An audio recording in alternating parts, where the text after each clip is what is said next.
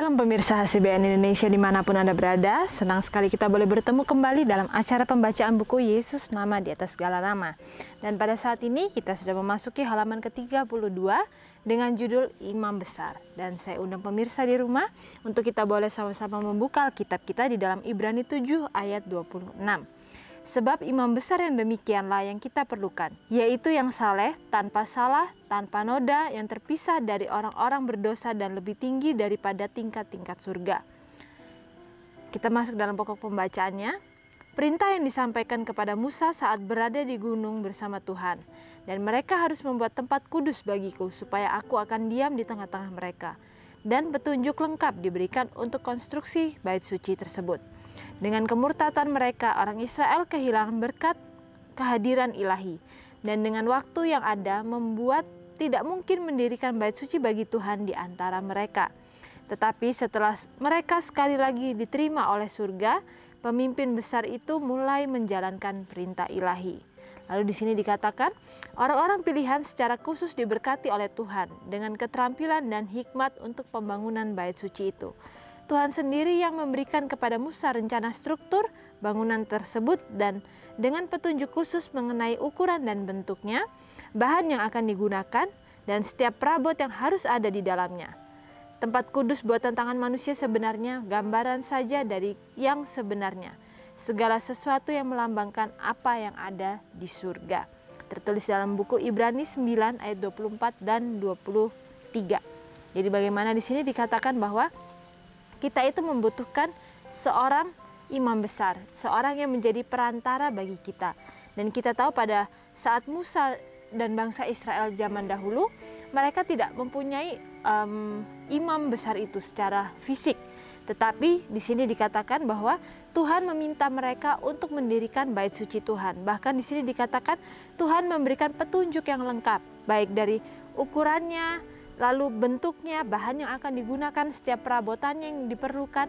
Tuhan memberikannya secara detail. Jadi apapun yang ada di dalamnya dikatakan itu adalah gambar saja dari yang sebenarnya. Segala sesuatu melambangkan apa yang ada di surga. Jadi kita tahu bahwa di surga itu ada bait suci juga. Dan di dunia ini Tuhan ingin supaya ada yang melambangkan yang ada di surga tersebut.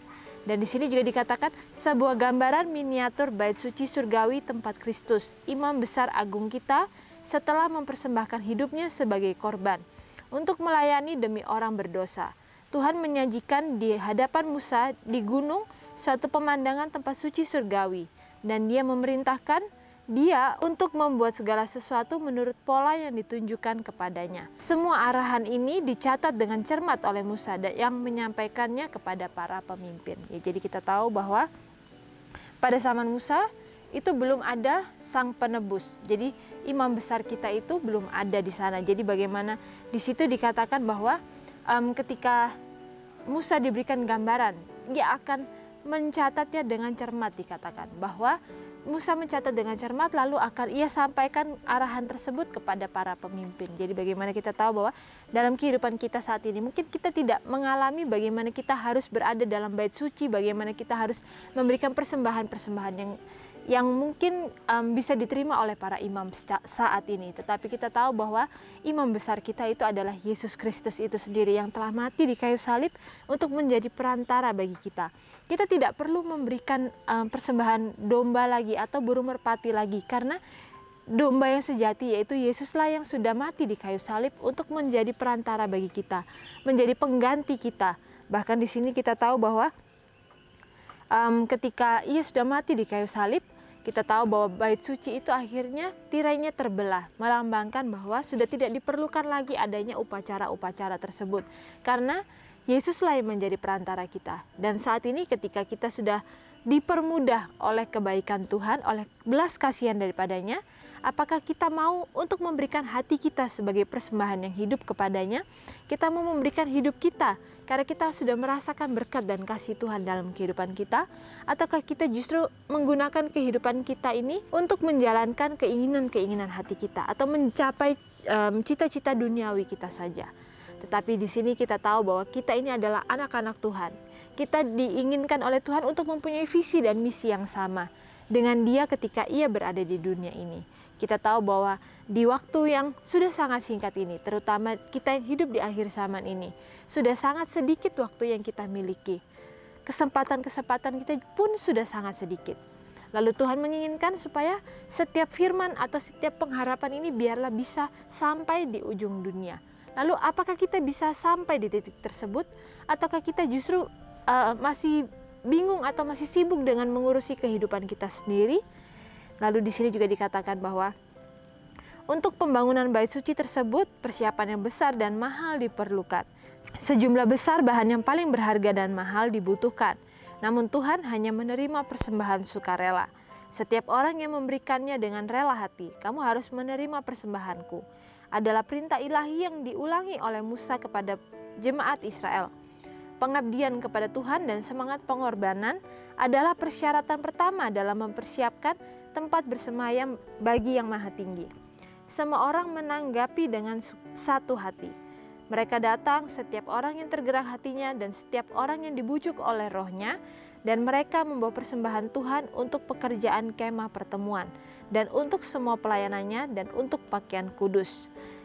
Jadi di sini dikatakan bahwa dalam persiapan untuk pembangunan bait suci itu dikatakan yang paling pertama itu adalah kerelaan hati atau rasa untuk mau mengorbankan diri, bahkan mengorbankan semua hal yang kita miliki.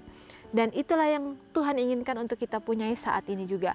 Karakter seperti itulah yang Tuhan inginkan untuk kita punyai. Bagaimana kita mau untuk rela berkorban, kita mau untuk belajar bagaimana kita mengikhlaskan apa yang memang itu semua adalah kepunyaan Tuhan. Dan kita tahu bahwa setiap talenta yang kita miliki saat ini itu adalah titipan daripadanya. Kita tahu bahwa titipan itu bukanlah hak kita, tetapi itu adalah hak Tuhan. Tetapi di balik itu Tuhan masih memberikan kepada kita pilihan. Apakah kita mau memberikan kembali setiap berkat yang Tuhan sudah berikan itu dalam kehidupan kita, ataukah kita justru mau untuk merasa itu adalah hak kita lalu kita gunakan untuk kepentingan pribadi kita. Jadi bagaimana di sini kembali kita diingatkan bahwa syarat daripada persembahan kita itu untuk boleh diterima oleh Tuhan, kita mau untuk belajar mempunyai karakter Kristus dalam kehidupan kita. Jadi bagaimana karakter itu pasti bisa kita hidupkan dalam kehidupan kita, karena Kristus sudah menghidupkannya dalam kehidupannya. Lalu apakah kalau kita merasa kita ini adalah manusia yang berdosa, lalu kita tidak bisa menghidupkan karakter itu? Firman Tuhan dengan pasti dan dengan jelas mengatakan bahwa itu adalah suatu hal yang mungkin.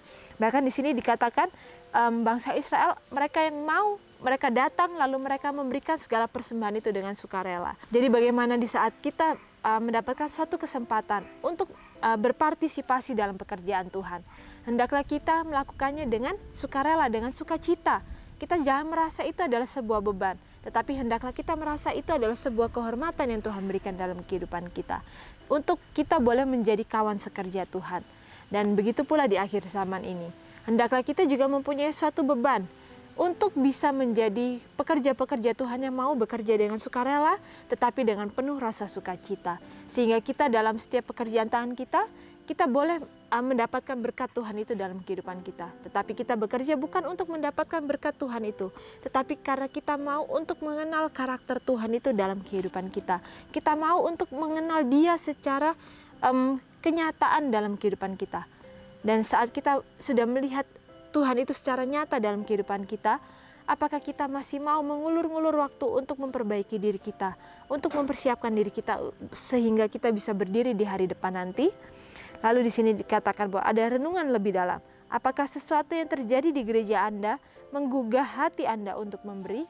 Jadi bagaimana di sini dikatakan bahwa kita tahu bahwa dalam setiap perkumpulan kita, apakah itu juga menjadi satu hal yang mengusik hati kita supaya kita semakin rela untuk memberi?